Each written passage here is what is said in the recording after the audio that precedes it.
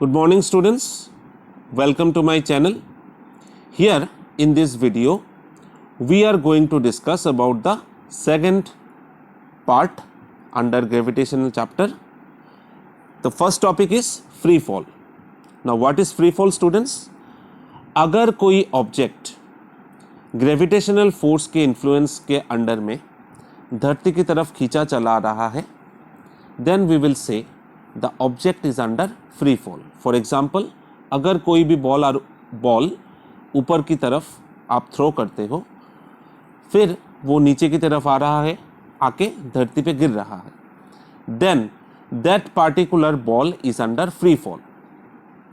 Now उस free fall के वजह से, फोर्स के वजह से हमको पता है एक्सेलरेशन प्रोड्यूस होता है बॉडी में, तो उस पार्टिकुलर एक्सेलरेशन जो प्रोड्यूस हुआ बॉल में, it is because of the gravitational force.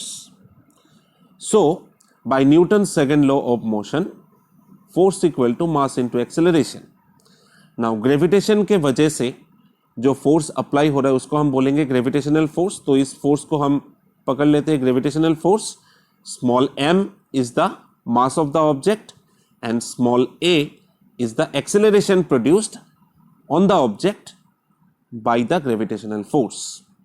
Now ये जो acceleration produce हुआ, it is because of gravity. तो इस a को अगर हम replace करेंगे करके हम g लिखते हैं. What is g?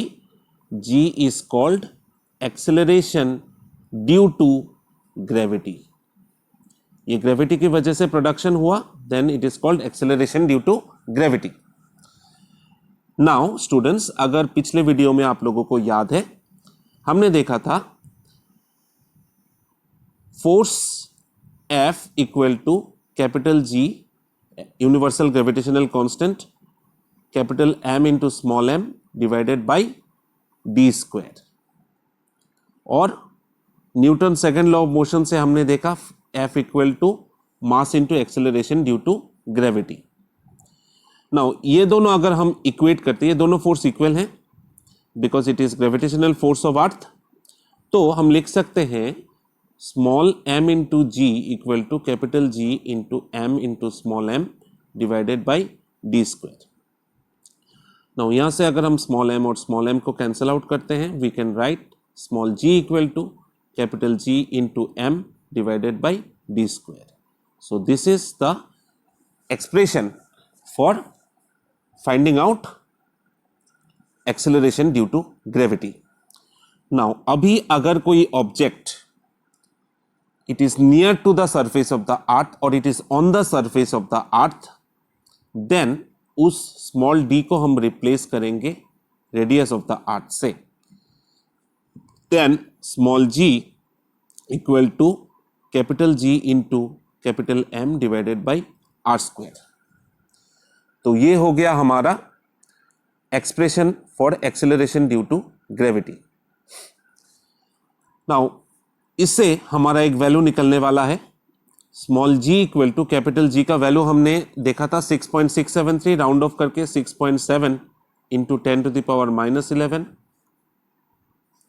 देन हमारा capital M, the mass of the earth, it is equal to 6 into 10 to the power 24 divided by the radius of the earth which is 6.4 into 10 to the power 6. It is kg, sorry, it is the radius of the earth, so it will be meter, it will be kg and this is Newton metre square per kg square. तो अगर हम इसको calculate करते हैं, it is coming out as 9.8 metre per second square. तो जो भी values हमने g का बिठाया, m का बिठाया, कैपिटल R का बिठाया, all these values are experimental findings. तो this value g is the constant value for acceleration due to gravity which is acting on any object on earth.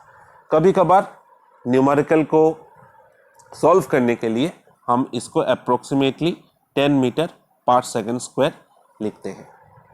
Numerical को solve करने के लिए अगर g का value दिया हुआ है तो हम जो भी दिया हुआ है 9.8 या 10 उसी को हम यूज करेंगे.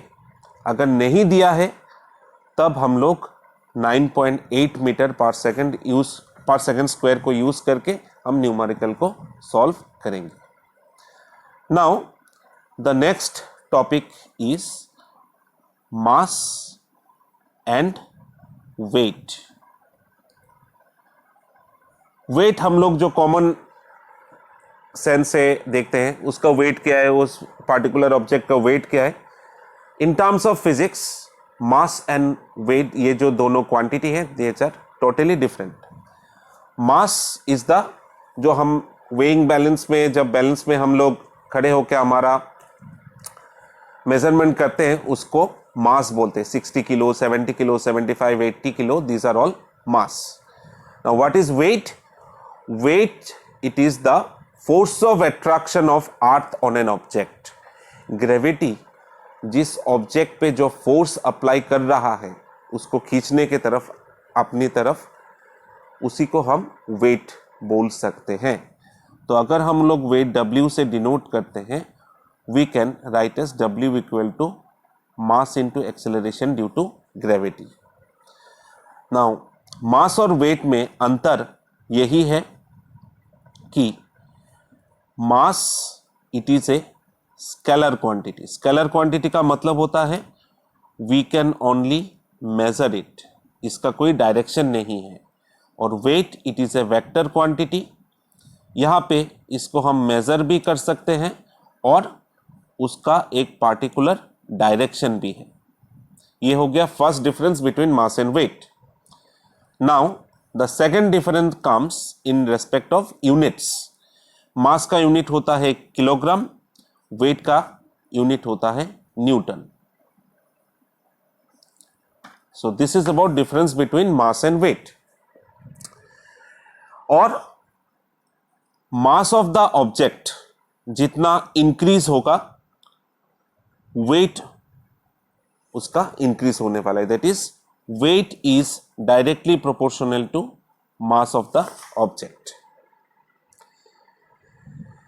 नाउ अगर हम धरती और चंद्रमा, दैट इज आवर मून, अगर हम कंपेयर करते हैं दोनों के वेट को, weight of the moon is 1/6 of the weight of the अर्थ. अगर मान लो वेट ऑफ द अर्थ, किसी का वेट है से 30 न्यूटन, तो मून में उसका होगा 1/6 into 1/6 into 30, that is 5 Newton.